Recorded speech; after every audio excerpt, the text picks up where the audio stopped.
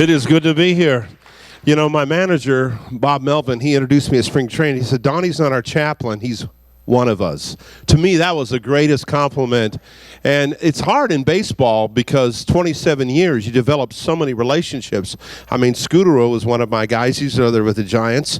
And, of course, Tim Hudson was with us, and he's over there with the Giants. And I've had the opportunity to minister to Big Michael Morris. I love him. And it's hard sometimes because the California Angels, this is being recorded, invited me at spring training to do a motivational talk for the whole team.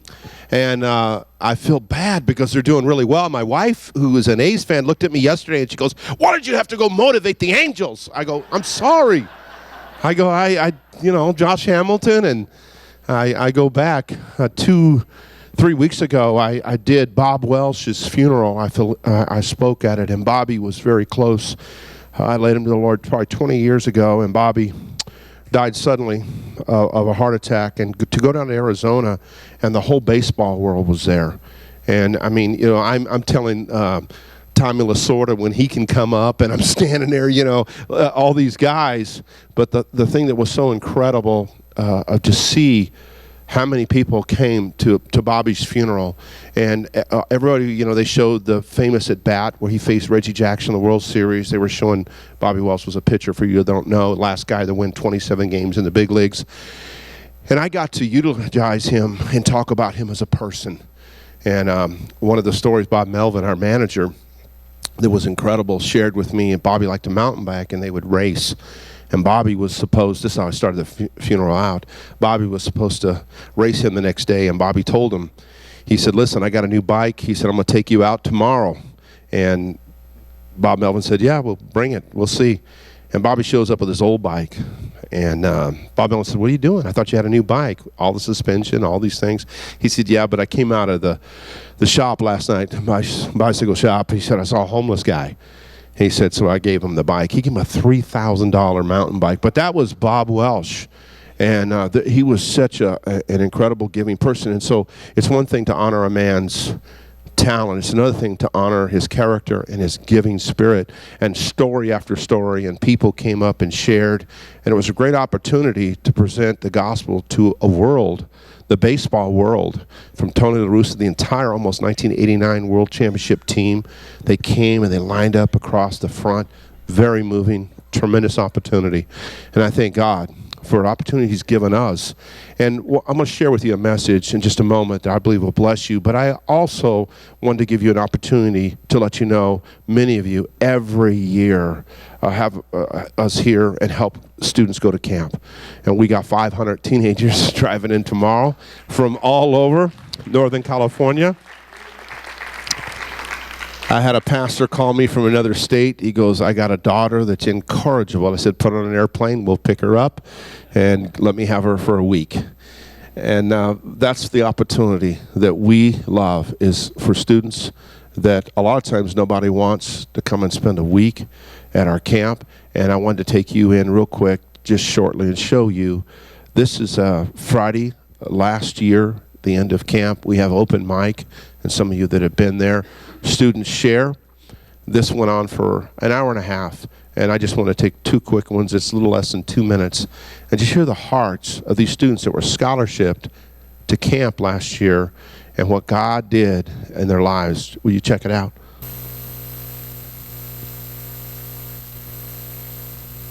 From the day that I was born, for 6 years, my dad, my biological father, abused me and my mother. Last time I saw him, he was doped up, taking the money from my piggy bank, telling me that he'd see me tomorrow. And we talked on the phone every day for a year. And for my 7th birthday, he told me he'd meet me at the park. I stayed at that park for 8 hours, waiting for him to show up. And he never did. 2 days before I came here, my dad, my biological dad, texted my mom and told her that he wanted to talk to me. And I brushed it off. I was really hurt. And I told myself that I didn't want a relationship with him, and I know I did. I'd search his name on Facebook, and instead of adding him, I'd look at his blurry profile picture just to see if I can remember what he looks like. And now I know that I have the strength to talk to him, and I do belong here. When I was younger, my dad was never really in my life. He was, I loved him to death, but I had a stepdad, and then him and my mom got in a big fight, and I walked into the garage, and I saw my stepdad after he killed himself, and it was pretty crazy. I was about 10 years old, worst thing I've ever seen in my life. About 2 weeks later, my real father got sent to the hospital, and then my father passed away.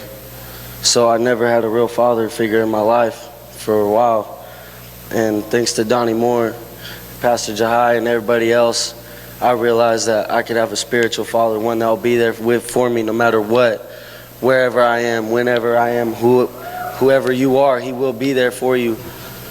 He took that pain out of my heart. And on Wednesday night, I felt like I was born again. And now I'm leaving this place a giant killer. That was our theme last year, was Giant Killer. I had a bunch of the newsletters. I think everybody took them from camp. Were the students that used scholarship last year. I had a whole list of their testimonies. I did a newsletter called What Gets Your Heart? And I think a lot of times in ministry, people ask me, over 30 years now doing camps, we've ran at the Springs over 26,000 students through our camps. Many of them are pastors today, missionaries, and just moms and dads serving God. And it blows you away, because I run into people all the time that are coming up to me and they're saying that they went to our camp as teenagers, and that they have gray hair. So I'm getting mine in now. So I realize that I'm not getting any younger, but at the same time, how do you stop doing it? Because it's amazing what 5 days can do in a young person's life. I'd like to tell you that, we reach everyone, but even the ones that are touched and they walk away, they never forget that camp experience, and they'll tell me that it's what brought them back to the Lord. And so pastors allowed us to receive an offering. I just want you guys to look at me for a minute. Your first priority is to give to the church. Your tithe obviously goes here to the church. But if the Lord would speak to you, we are in desperate need of some scholarships. We got 500 kids coming. I've committed 35 scholarships a week. And those are all scholarships, are group home, single parent, students that can't afford to come. We're real selective in giving out scholarships. A lot of times we'll do half scholarships and ask the students that can raise the other half. But some of the letters that I get are heart-rending. I got a youth pastor just called me yesterday on the way up, and he said, Donnie, a mom left her daughter. She's in 8th grade, just left her on the streets. Someone in the church taking her in. He said, can we get her to camp? I said, bring her. In the first service, I talked to a young man here, and I just told him, I said, we'll get you to camp. If you can get out there, we'll get you there. I never, ever have turned a young person away, and I don't want ever to be in that place. And so for a week, it's $230. Not a dime of it goes to me. It goes right to the Springs. We cut them a check at the end of the week. We rent the facility for them. They're gracious enough to keep the price down. We've had other places that want us, and we've tried to go other places, but to house 500 is pretty difficult when you're thinking about students, staff, and everything, and to feed that many. Hume Lake, some of the others, they wanted up to 300, and we can't afford that for the students that come to our camp. There's no way that I'm going to put that kind of price tag, but how many know as everything goes up, price-wise, I just try to keep it as low as we can. Get as many students there as we can. They have no cell coverage. They cannot at all get on their phones. Once you get out there, they're ours, man. They are ours for a week. We got workshops in the morning dealing with every area a young person's allowed to deal with. I have a message I just finished called Paralyzed by your past. I'm going to speak on that on Tuesday night. We have a tremendous morning speaker, Tim Delina, who is an associate pastor and probably will be in line to be, or God willing, the next pastor at Brooklyn Tabernacle in New York. So they have 3,000 at their prayer meeting on Tuesday night, and here he's coming to be our morning speaker. And every year he has just come and done that. And he is a tremendous communicator, obviously. And then I do the nights. Terry, you saw him, and others, Dean, they are there. We're doing workshops. The students have to come up with a team name, a team cheer. They have a skit they put on. It's just a cool week. And it's going to be hot, so pray for us. But if you're here this morning and maybe you can't scholarship $230, a full scholarship, maybe you can do a half, or maybe you can just do a little, but all of it helps. And at the end, it'll all go to the camp. None of this is going to me. It's going to camp. And I say to you, Pastor, thank you so much. I know that you guys have guests in and you guys have offerings to be taken, and sometimes it's difficult on a church. And I don't want you to give because you're being manipulated. I just wanted you to know what you're giving to. And we want to reach students. I make no apologies. I have crisscrossed America, and I've stood before 7 million students face to face in over 30 years. And I'm on a mission. These kids, I'm on fire. I tell them, come back 30 years and we'll have a cup of coffee and we'll see how on fire you are. So it's one thing to talk it, but when you've had 30 years of camps, I think we have a little bit of a record that I'd like to present to the world that thinks they know what it means to reach young people, because the thing is that this past year, again, we spoke to 152,000 kids in the public schools, didn't take a dime from one school. I never have, never will. And so our testimony speaks, and because of that, more doors are opening. And I just ask you to continue to pray for us. I got a message I think it's going to encourage you today. Pastor? Yeah, come on, praise the Lord. Please make your checks, if you will. If you're making a check or receiving or doing a cash, please make it to Jubilee. He will get every dime of it, but we want it to go where it needs to go, and it'll be easier for us to bookkeep. Real quick, while you're making your checks out, I just have a little story I want to share. He was speaking of Bobby Welsh. I remember Bobby well when he played for the Dodgers. 1980, we were down at a giant Dodger game, and if you ever want signatures, how many of you know you don't go yourself? If you were like we were, I was, I think, 28 or 29, you send your good-looking wife. And I remember we sent Sandy and a couple of other couples we were with. We were there for a doubleheader, and she not only got his signature, Bob Welsh's, but she also got Lopes and Say and all the infield, plus the Bob Welsh invited them out. You remember that? He invited us out, and they said, well, we're married. And I said, bring your husband. We don't care. But I mean, he was such a great individual, and to pass away at such a young age, but he was a real giver. And so I've just given you a little tip here. If you want signatures from ball players and you're at the field, find a good-looking wife and send her, because that's who gets the signatures. Believe me, they just passed us by you down there when we were holding the hat out. They were just going, we sent the women down there. Oh, they stopped right away. Hallelujah. So I'm just giving you a little tip in church how to get a signature here. But if you would, please make your checks out. Donnie's also written some books. I want you to stop by his resource table back there. He has a free newsletter that you can get every month. Please take one of those.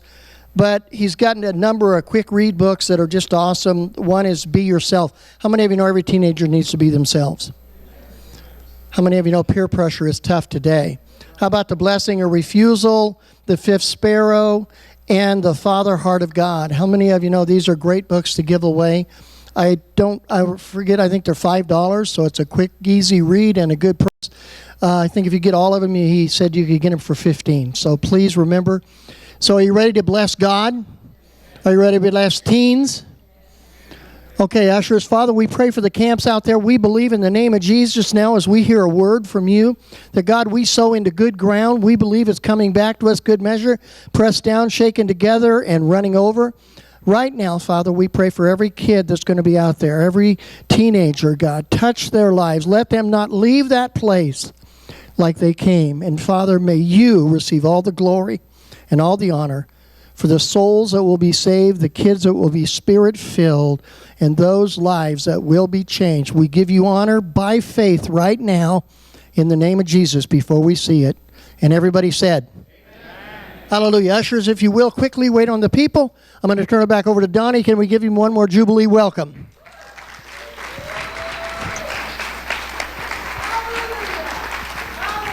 I just want to say, this is not sweat right here. When Pastor was telling that story, I was drinking my Gatorade, and I was so caught up in Bob Wells asking you out. I go, what? And then he included the husbands. I felt so much better because, oh my goodness, he's freaking me out. Thank you for helping students go to camp. I do have a series out there. There's one for young people called Straight Talk. You've heard me tell the story about the girl that came up to me and said, Donnie, my boyfriend said, unless I lose 10 pounds, he's going to dump me. And I told her how to lose 160, dump him. And that's really a good series. There's another one out there that is God's unconditional love. It's called What Does Love Have to Do with It? And God woke me up in 2008, and he simply gave me this phrase. He said, there's nothing you can do that will cause me to stop loving you, because there's nothing you did that caused me to start loving you. And out of that, there's a series about, if you're struggling with guilt, condemnation, check out that series. Get Out of the Boat is a DVD, a message I preached about Peter getting out of the boat. And I just want to say about those books, the one is for young people on Be Yourself, but adults, you can benefit from that. No matter how good you are, you can never be good at being someone else.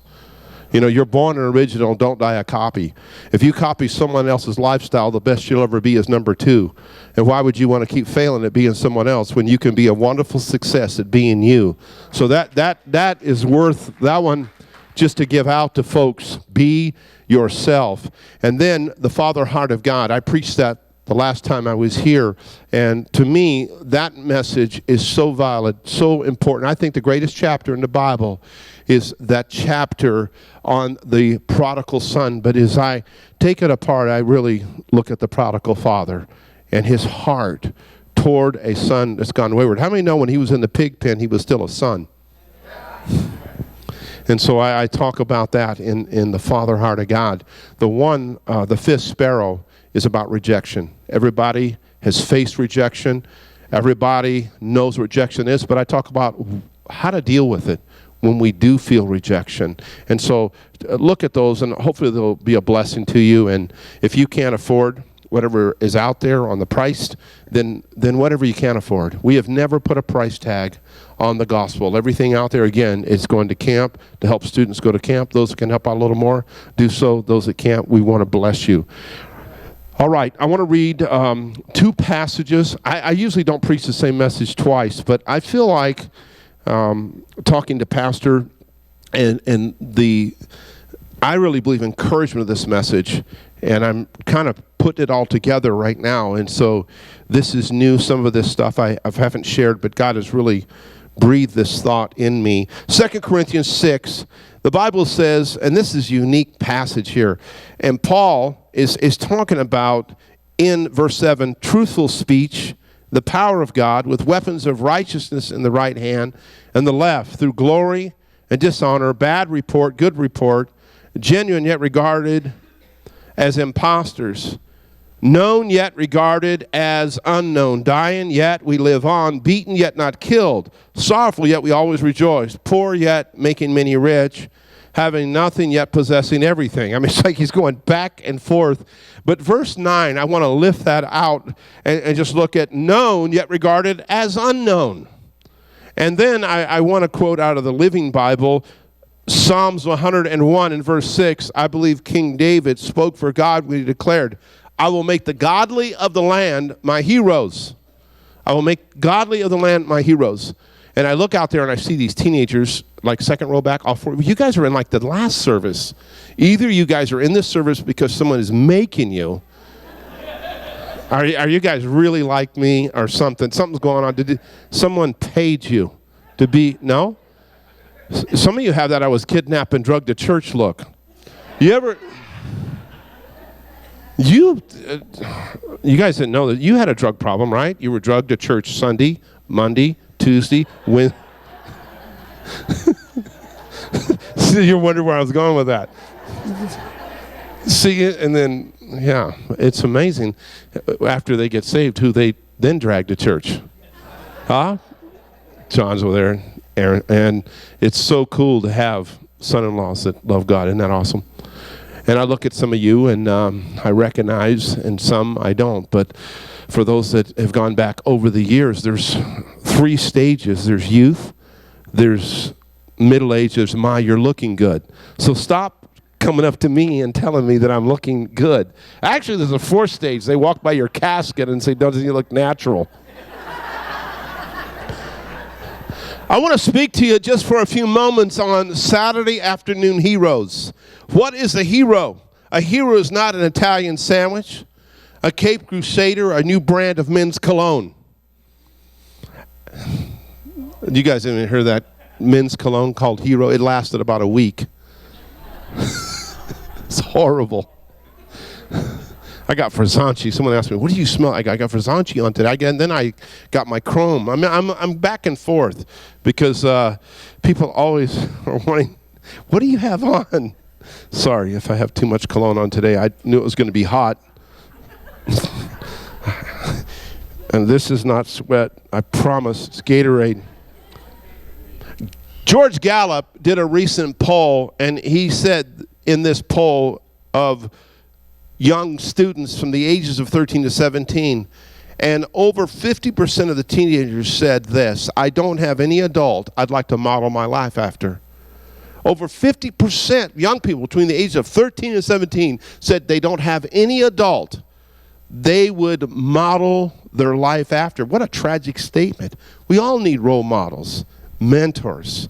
We need heroes. I asked Campy Campaneris, they had a reunion, 40-year reunion, and I asked him, I said, when you come up to the plate, you would dig in, and then you would always do this with your shirt. I said, man, when I was a freshman in high school, I wore number 19, and I would dig in at the plate, and I would do the same thing with my shirt just because I saw you do it. I said, why did you do that? I didn't want to know that question for almost 40 years. And he looked at me and said, well, I had these medals on it, and I wanted to make sure they were flat against my chest. I go, oh, I knew it was something, but I did it because you did it. I mean, whether we realize it or not, and we don't want to, but I tell athletes all the time, you are a role model, whether you want to be one or not. It's just the way it is. And so heroes define character. Heroes help clarify our values. And Fred Smith, he said, a society writes its diary by naming its heroes. The World Almanac asked 2,000 eighth graders to name their heroes, and every single one of them named an entertainer or an athlete. Every single one. You go back 60 years and you ask a generation, who are their heroes? Winston Churchill, Jonas Salk, the conqueror of polio, Martin Luther King Jr., Helen Keller, Douglas MacArthur, Billy Graham. Those were folks that were cited as heroes. Today, celebrities. Katy Perry, Usher, Lady Gaga. Now, I'm not putting Lady Gaga down, but it cracks me up, the outfits she comes up with sometimes. I told you when I was here before they talked about trends, and they said, you know what, man, she's so edgy, Man, she's got guts, No, put in a bucket over your head and go out and sing a song is not guts. No, if you're here and you sell real estate, put a bucket over your head and go to work Monday selling real estate with a bucket on your head. That's guts. Yeah. If you're a banker, put on a meat sandwich and go to work tomorrow. And that would be risky. That would be very risky. And then today, you literally can be famous for nothing. You don't even have to have any talent. I was flipping channels, and I got to admit, because Bruce Jenner, when I was like in the 70s, he was like a physical specimen. We're talking gold medal winner. And I flipped on the Kardashians to see Bruce. He looked like Mr. Drysdale's secretary, Jane Hathaway. What happened? What happened to Bruce? Bruce looked like Jane Hathaway. Mr. Rise, remember Beverly Hillbillies? Looked like Mr. Drysdale. I'm not trying to be mean. We have run out of things to like. And the reality shows. See, there's a difference between being a hero and a celebrity. Celebrities make an impression. They're on the cover of everything. They are known. It doesn't matter. They're just known. How they're known doesn't matter. They can be known for making a sex tape. They can be known because they can't sing. Remember American Idol and that guy, I can't remember his name, the Asian guy, he could not sing. He made an album. People bought his album. It's just crazy, but that's Americans. We do crazy things. So celebrities, see, they're about image, about fame. Heroes are about character. They're about service. Celebrities, they want people to serve them. They got to have so many M&Ms in their dressing room. And the water has to be at a certain temperature. It's insane. But when it gets to heroes, they want to bless other people. They want to serve other people. Today, it's easy to become a celebrity. Reality shows. Reality shows. I mean, you can watch the Swamp People. You can turn on and watch people. This one lady, I was so fascinated. She's an alligator hunter. I was like watching this. I mean, she's meaner than the alligator. These alligators were afraid of her, and they were big. And then, who can help to like, Duck Dynasty? And that guy's so famous now, the uncle. Yeah, what's his name? Yeah, Cy. I want to meet Cy. When I go back and preach in Louisiana this year, I'm just going to take a visit over there to Monroe, because people know him back there. Denny Duran, one of the guys that mentored me, he played football at Louisiana Tech, and it went Phil Robinson, Terry Bradshaw, and Denny Duran. And Denny told me Phil was a phenomenal quarterback. The dad. I couldn't imagine him throwing anything, like a football. He's great. He literally, true story, kept Terry Bradshaw on the bench for 3 years. That's how good he was. And I'm telling you, I know this factually. So Ronnie Alexander, defensive coach over there, hangs out with them. Now I thought, I'm going to go over there and at least try to do a duck call. I don't know if I'll shoot anything, but it's crazy, these reality shows. I mean, they're about everything. And people sit and they watch it. I couldn't even watch the Real Housewives of any of them. Those are weird. Golly.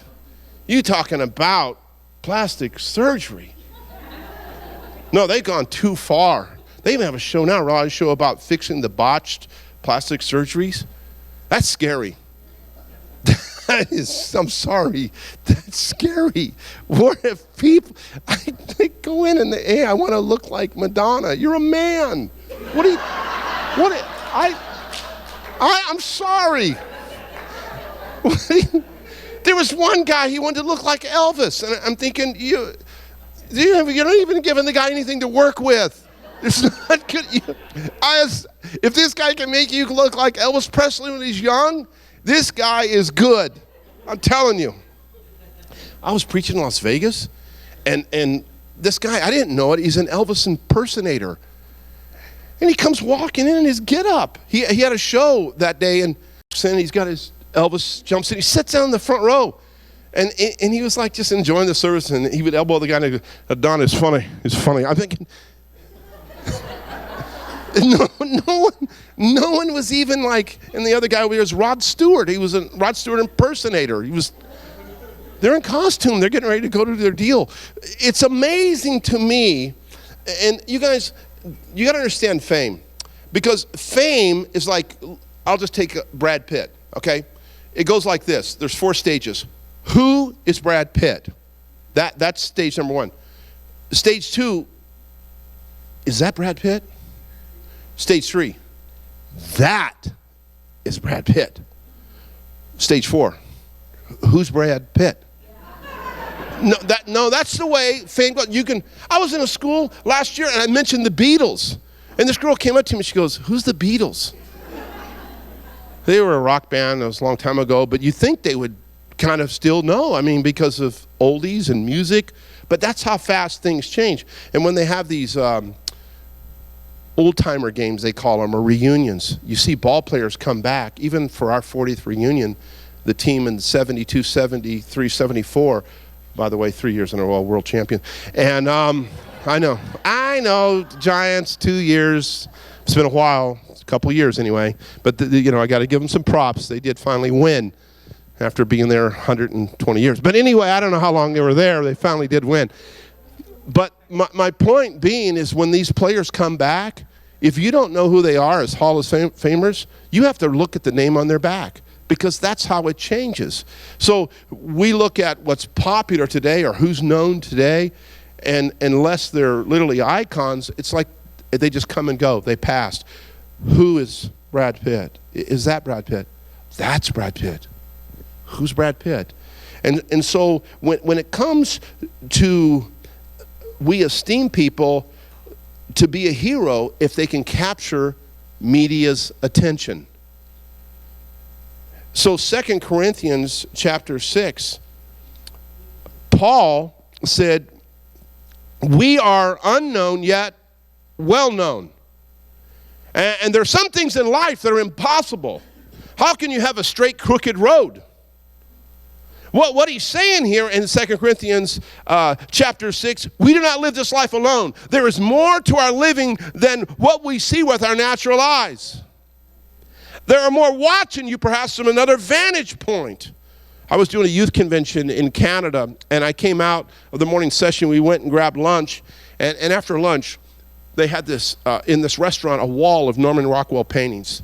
And I don't know how many of you are familiar with Norman Rockwell, but he could capture more than you could see with the naked eye. He could capture a moment with feeling, intensity, and he could literally bring it to life. Some of you have seen the famous dentist chair and the various paintings that he has done, but the one I was looking at that day, it was 2 boys on a vacant lot playing football, and the larger boy had a grimace look on his face because this little guy was tackling him. He was fumbling the football. And as I was looking at that picture, 2 boys on a vacant lot, there were no cheerleaders, there were no fans, no band, no bleachers, no lights, there were no coach, there were just 2 boys on a vacant lot. I went back to when I was a little boy, and right on the corner of Douglas Street, there was a vacant lot, and Mike Flores and I would play football. And in the 5th grade, you got to understand, Mike Flores was like a giant. He was like 5'7", 5'8", in the 5th grade. He didn't just have he started shaving like in 4th grade. Like in 5th grade, he had a full beard. In 6th grade, he drove to school. This kid was, he was so mean. He used to use mace as breath freshener. This is how mean this kid was.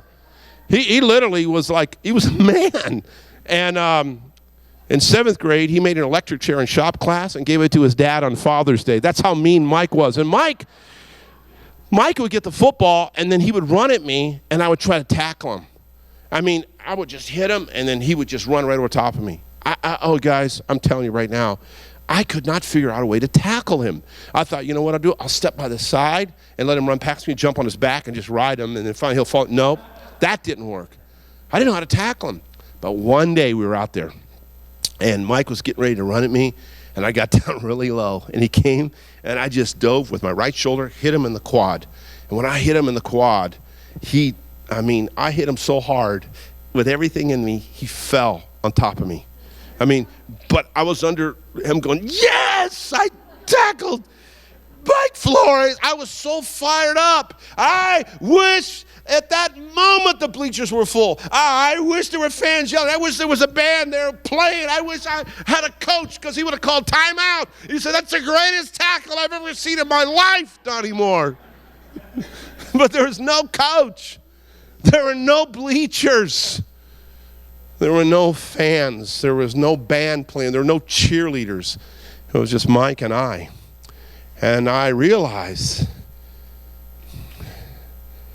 that as I was watching and looking at that picture that day, and in the theater of my mind, watching me tackle Mike, I realized that 2 Corinthians chapter 6, verse 7, known yet regarded as unknown. See, it was Saturday and nobody was there. And when I looked at that Norman Rockwell painting, at the very bottom, someone had written, Saturday afternoon heroes. It hit me. It hit me. High school, Friday Night Live. The big games played on Friday night. Saturday night is when they play in college for the national championship. The pros play Sunday. But Saturday afternoon, players play in the afternoon on Saturday, and they think nobody's watching. So often we perform so people will give us the right compliment. But some of the greatest things we do for God will be unseen by people. But sometimes we're so reward-oriented from people that we forget who we're really playing for. See, do we really care what people think of us? Of course we do to some degree, all of us. We don't want to admit it, but we are affected by the crowd. And so often we play to the crowd, and everything we do is affected by who sees us. Everything we do to a certain degree is affected by the compliment that someone's going to give us. What I'm saying, everything we do can be affected by the grandstands. But some of life's greatest challenges, some of life's greatest victories, some of life's greatest battles, some of life's greatest achievements will not be accomplished when everyone's watching. Every time we're faced with a tough decision, what are we going to do for God? I wish the bleachers were full. I wish the fans were yelling for us. But there'll be nobody cheering us on that we can see with our natural eye. What you are is not judged when the bleachers are full. Known but unknown. Known by God, but so often unknown to the world. In Hebrews 12:1, therefore, since we're surrounded by such a great cloud of witnesses, let us throw off everything that hinders and let the sin that so easily entangles us, let it go and run with perseverance. I believe there's an arena in heaven in which they look down and they can cheer, but we don't hear them. We don't see them with the natural eye. And then you look at Hebrews 11. It says, by faith, Abel offered a better sacrifice than Cain did, and it tells the story. By faith, Enoch, and it tells the story. By faith, Noah, there's the story. By faith, Abraham, when he was tested, he offered Isaac as a sacrifice. There the story is. By faith, Rahab. And then, verse 32, and what more shall I say? And it just gives names. Gideon, Barak, Samson. No story, just names. And then you read a little further down, and as you look, it says there were others. No story, no names, just there were others. And I submit to you this morning, the others he's talking about, those are those that didn't play Friday night. They didn't play Saturday night. They didn't play Sunday with the pros. They played Saturday afternoon. And they thought nobody was watching. I'm going to tell you right now, God has a who's who the world has never seen. And so often we get so caught up because we live in this materialistic world. And we have preachers now on television, and I'm not saying this to be mean, but it's all about them. Some of these guys are so cocky they could strut sitting down.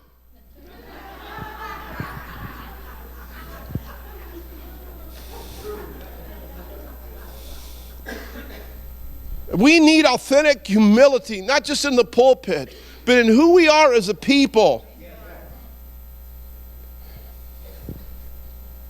When I was a skinny little freshman, I played baseball and I excelled. And my freshman year, I remember getting taken up to the varsity. I thought I was somebody. But I wasn't so good in football. I played defensive back, and I didn't get to play a lot. I would take dirt off the ground and put it on my uniform, make it look like it was dirty, so people would think I played at the end of the game. I just didn't play. In my sophomore year, I was throwing a football in a PE class, and a teacher was walking by, and he said, "Hey, you got a good arm." And Mr. Becker, he taught history, and he also was the varsity coach for the offensive line. And he saw me throwing the football. He said, you got a good arm. You should go out for quarterback. I didn't even have the courage to tell him I'd been out my freshman year. He didn't even know I was on the team.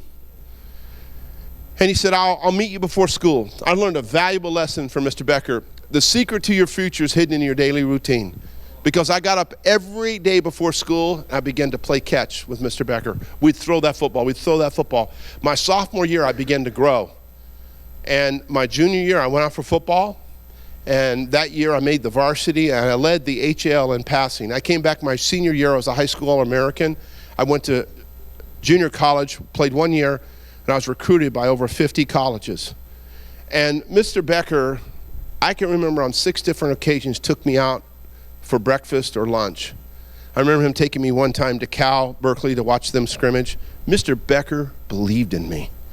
I mean, he was there and telling me in my ear, you can do it and succeed. And when I got saved in college and began to go across the country and speak, Mr. Becker would always send me a note and just always encouraging, and we always stayed in touch. And then the day came where I went back to my high school. At the time, it'd been a little over 20 years since I had graduated. And we did our assembly. Darwin shared his incredible story, and the students came to their feet at the end of the assembly. Man, it was so cool to be back at my school where I graduated and see the students clapping and cheering, and some of the teachers were still there. It was a great day. But when they gave us the standing ovation, I didn't see the standing ovation. I looked up in the bleachers, and I saw my high school coach and teacher, Mr. Becker. And in front of the entire student body, I said, Mr. Becker, I've crisscrossed this country, and I want you to know that I wouldn't be where I'm at today if it wasn't for you. And Mr. Becker walked out on the bleachers onto the gym floor and put his arms around me, and I'd never seen him show emotion like this. He began to cry. He said, Donnie, thanks for coming back to Tennyson. He said, I was going to quit this year. He said, I didn't feel like I was making a difference in students' lives anymore. And I said, Mr. Becker, you can't quit. He said, why? I said, because there's another Donnie Moore. I said, you need to reach. And you know, he's been there. He's still there, 37 years, making a difference in students' lives.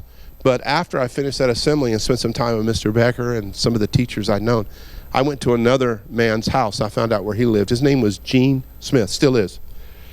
And he's still living, is what I'm telling you. But he is a man that would come up to Douglas Street. When we moved from Virginia to California, we lived on Douglas Street. It was kind of the other side of the tracks. There was a kid named Bobby, there was a kid named Kerry and Mike Flores, and he would pick them up and take them to church. And one day, Bobby asked me to go to church. I was in junior high. I was like 8th grade. So I asked my dad, and he let me go. So we would be wrestling in the back of Mr. Smith's car, and he would just look at us and, okay, boys, set up now. And then he would take us to Sunday school. He taught Sunday school. At the end of Sunday school, he'd say, do you guys want to stay for church? Well, I wanted to go home. So he would take me home and come back to church. And he was just a good man, a kind man. And then after about the 4th week of going to Sunday school, he gave an invitation at the end of the message he gave that day. He gave an invitation for people to give their life to Christ. And man, I was in my seat squirming and thinking, oh man, I got to get out of here. I don't want to do this, but I respect Mr. Smith so much.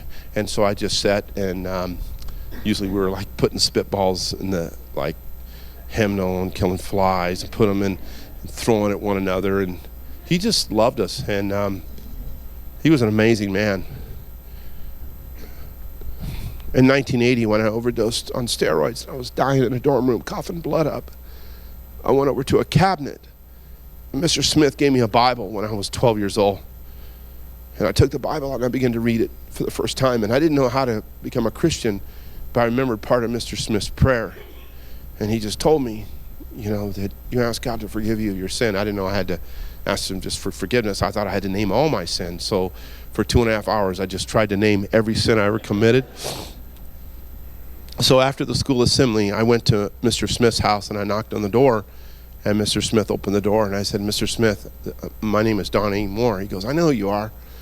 And I said, I just want to thank you. I said, because you'd pick me up and you take me to Sunday school. And I stopped going, when I was in high school. I said, but you led me to the Lord 10 years later. And he just looked at me and he smiled. He said, Donnie, I know what you're doing now in ministry. So proud of you. I said, hey, can you come to our night meeting? And he said, yeah. So that night we had a night meeting, and Mr. Becker and Mr. Smith came. And over 150 students came forward. I just looked at both of them in the audience, and they were both just crying. And I walked out that night.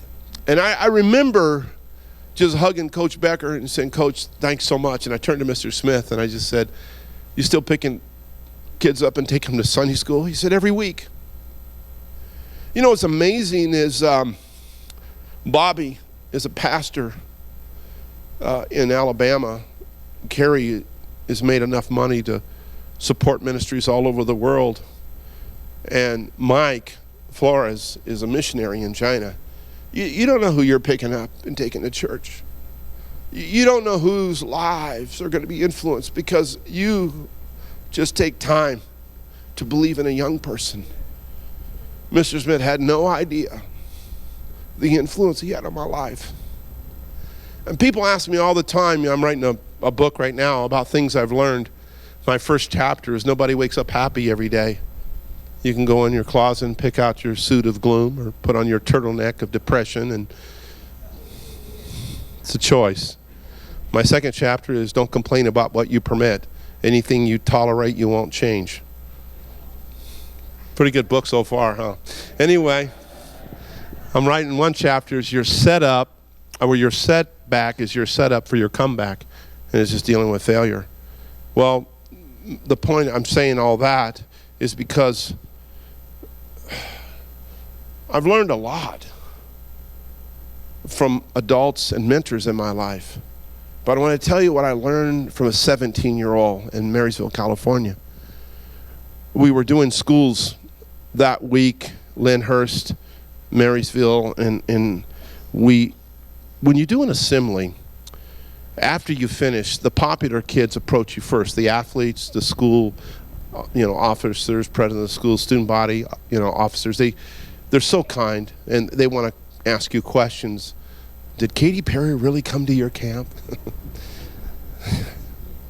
Yes, I laid hands on her when she was 10 years old. Do you know Derek Jeter? Yes. And they want to know all these things about sports. And can you really bench 500? Yes, I just did on my birthday again. From the time I turned 50, every year on my birthday, I try to bench 500, and every year I've been able to do it. I'm lean down though. I did it last month. I was 270. I went up to 278 to do it. I'm a slim 265. But that day, and what happens is the kids that are hurting will stay off. They will be in the stands with their backpack. They'll be off to the side, and what happens is they'll wait till everyone else leaves. And I looked to my left, and this young man was just leaning against the wall, and he had a blue jacket on that was wrinkled. His hair was unkempt, and I just made my way over to him, and I just put my hand on. I said, "I'm Donnie." He said, "I know." He said, "I'm Pat." I said, "Well, it's nice to meet you, Pat." And he said, "Man, enjoyed your talk." And I did a talk that day called The Image Maker. And I said, "I'm glad, Pat." I said, "Can you come to our meeting Friday night, tomorrow night?" He said, well, I'd like to. He said, but I have a basketball game. I said, you're on the basketball team? He said, this year I'm going to get my varsity letter. I go, wow, you're on the basketball team? He said, well, I'm the manager. I said, what does the manager do? He goes, well, I give the guys towels and I give them water. And he goes, and I encourage them. I go, that's great, Pat. I said, man, you're going to get your letter this year. You're going to have your own Letterman's jacket. I said, that's really neat. And he goes, yep. He goes, what are you doing Saturday? I said, what do you mean? He said, Saturday. I said, well, we're going to hang around the hotel, get a workout. We got a night meeting Saturday night too. He said, can I take you to lunch? I said, sure. I said, we can go to lunch Saturday. He said, I'm going to take you to the best restaurant in town. I said, okay. And I'm thinking, this kid don't have any money. There's no way he's going to take me to the best. And he goes, I want to take your whole team. And so I gave him my number. 9 o'clock Saturday morning, the phone rings. Are you ready for lunch? I go, no, Pat. I said, I'm not. I said, but I will be in 2 hours. Pat shows up in a go-kart. And we walk out, I'm 275 at the time. Terry's 300 pounds. And he's telling me he's going to take us to the best restaurant. And I just said, what's the name of the restaurant? He said, Hot Dog Junction. I go, Hot Dog Junction? Well, Terry can eat, his record is 23 hot dogs. Literally, I'm not kidding you, they banned us from, they said they would feed us when we did the schools in Modesto, Golden Corral. I love Golden Corral, I'm not against them, but he was in the back and he ate 63 chicken legs. Oh, it was all you can eat. And the crowd was going, I could hear them, 58, 58, 58, 59, 59. I walk in the back and he ate 63 chicken legs. And I look and the manager goes, you guys got to leave. He goes, I can't feed you guys all week. I go to Terry, I go, great, we get one meal, you got to put on a big eating display and eat 63 chicken legs. So I'm thinking, this kid can't afford one hot dog. But anyway, I said, yeah, we'll go. We go out to his car. We're literally, we needed like a shoehorn, a giant one. We're trying to get in his car. We're off to Hot Dog Junction. We pull up at Hot Dog Junction. We get out of the car. And at the time, Scott was with me. Terry, Darwin. And we were walking in. And Pat jumps out first, and he gets to the front door, and he opens it. And when he opens it, he goes, come on in, guys. And so we all walk in. All the students hang out there on the weekend. They have video games, and it's a hot dog place. And you guys, a 66-year-old Jewish lady, at the time, she owned it. And she put all those video games. She had pictures of the kids on the wall. She had yearbooks on every table. I met a little Jewish woman, 66 years old, that had a greater vision for the youth of her city than any youth pastor that was there at the time. It was amazing. Man, kids were leaning back in their chairs. She goes, hey, shut up. But she loved them. Mom walked around that place, and I was just watching. I was amazed. But when we walked in, all the kids, you could hear them, those are the guys. Those that blew up the hot water. Those are it. And Pat's like, yep, they're with me. Come on, guys. And then he's like, see, I found out later that Pat worked as a janitor at night. He scrubbed the floors, he cleaned the toilets, but he didn't come as a janitor that day. He came with his friends. And we're eating hot dogs, and we're having a great time and playing the video games, the bowling game. And finally I realized, man, it's like 4:30 and we have a night meeting. So I jump up on a chair and I go, hey, students. I go, J&R Boga, we'll be there 7 o'clock tonight. How many are you going to come? And they're like, we're going to come, Donnie. We're going to be there. So I jump down, and Pat's there. I say, hey, Pat. I said, you going to come tonight? He goes, yeah. He goes, I'm bringing my dad. He goes, I'm bringing my brother. He said, but, he goes, I don't know my mom. He goes, I've never seen her. And I said, Pat, just bring your dad and bring your brother. He'll be great. And I'll save a seat for you. And he goes, all right. And so that night, the church packed out, and I saw sitting right in the middle, there was Pat and his brother, his dad. I gave the invitation after Darwin shared his testimony. Man, they came to the front. A couple hundred students just all packed down at the front. Well, we take them in the back, and we give them a Bible, and we give them we get their names, the follow-up. And so they were taking him in the back, and I turned, and I was walking across the stage, and I felt someone pull on my jacket. And I turned around, and it was Pat. I'll never, as long as I live, forget what he said to me. I mean, I get fogged up every time I tell the story. He just looked at me and he said, thanks for being nice to me.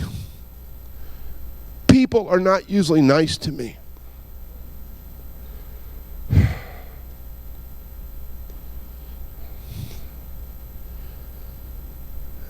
And then he gave me the biggest hug, one of those hugs where you weren't letting go.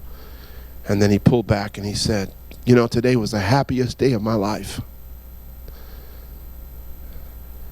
And I thought, it's all we did was spend an afternoon with a kid at a hot dog stand. It's the happiest day of his life.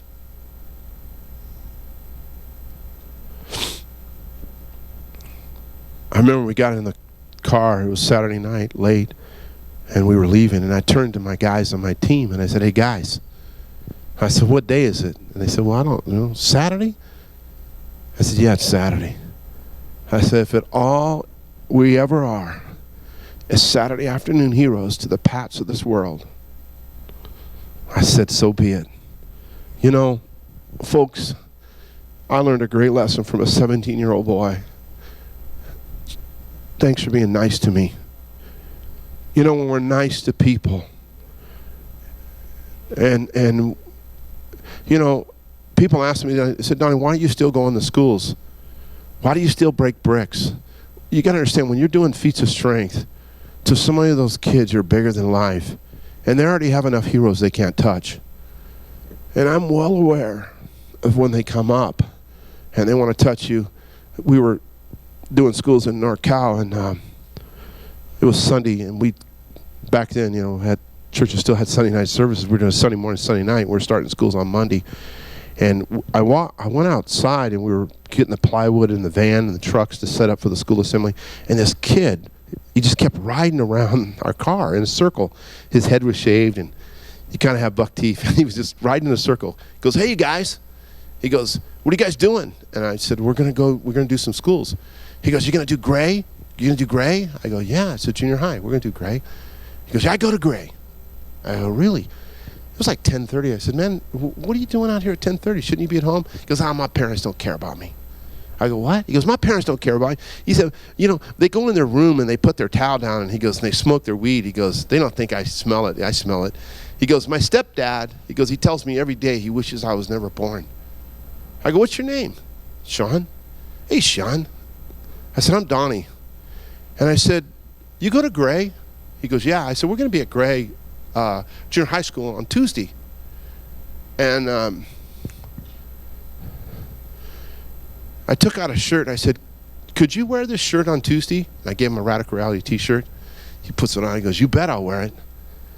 We go to Gray Tuesday, junior high school, and I'm speaking, and they had it in the cafeteria, and the kids are all sitting on, the chair, the tables in the cafeteria. I get to the end. I said, you know, before we close the assembly, I said, you know, I want to introduce somebody. I go, our manager's here. I go, Sean, where are you? And I go, Sean, could you stand up? Sean stands up on top of the table. He's flashing his Radical Reality shirt to everybody. And I go, you know, we couldn't do anything without our trainer, Sean. I said, he is the key to our success. Sean, I want to thank you so much. And kids are like coming up to Sean afterwards. You know, junior highers are going, you know them? He goes, they don't make them move without me. He goes, I mean, he was our manager. I book him a lot of places. He goes, they really need me. I mean, I'm telling you, Sean felt so important. But this is the story. Wednesday night, Sean's there. He comes forward. He gets saved. We go outside, and we're getting ready to leave. We're packing up. It's late at night. And Sean goes over, and he grabs a piece of plywood. He looks at me. He goes, look at me. He goes, I'm strong. And then he looked at me, and he said, I don't eat much. He said, don't leave me here. He goes, my mom and dad don't care about me. He goes, I'll work hard. I'm going to tell you something. I could tell you stories like that all afternoon.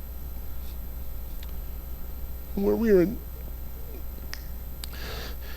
Nevada last year, and a little 15-year-old girl named Lisa, at the end of the assembly, she said, my dad, when I was 4 years old, walked down a driveway and put his boxes in a car and he left. And I knew I'd never see him again. She said, when you walked in the assembly, my dad was big, had brown hair. My wife always tells me I'm lost in the 70s because of my hairstyle. Yeah. No, don't mention Bruce Jenner again. And no, I pray for Bruce. Golly, what happened, Bruce? What happened, Jane Hathaway? Why? I can't go. Anyway, this girl, this is what she said to me. And I, would you come? I'm sorry, bro. I'm going longer than I should, but this is what Lisa said to me. She said, when I watched him put his boxes in, and he was big like you, and he had brown hair, and he got in the car and drove off. She said, I'd never see him again. She said, Mr. Donnie, she said, from the time you walked in, she said, and you started to speak, she said, I just closed my eyes, and I pretended you were my dad. I'm going to tell you something, folks. It's a sad day in America when a 15-year-old girl has to close her eyes and pretend a total stranger's her father. But that's the world we live in. I got all these young cool guys on my team that are all buffed. I don't go in trying to be cool and hip like when I first started as a 22-year-old doing this. I go into the public schools now as a father. I don't care if I'm in the inner city Detroit. I just said I want to speak to you for the next 35 minutes as a dad. I said I want to adopt every one of you. I want to speak to you from the heart of a father. Because I love you. I don't have to know you to love you. But I love you and I believe in you. That's why I'm here today. I'll take a piece of broken brick and say, this brick, we're going to throw it away when this assembly's over. But we can't throw you away. We need you. That's why I wrote that booklet, The Fifth Sparrow. It's about a throwaway. That's this generation. It's a generation of fifth sparrows.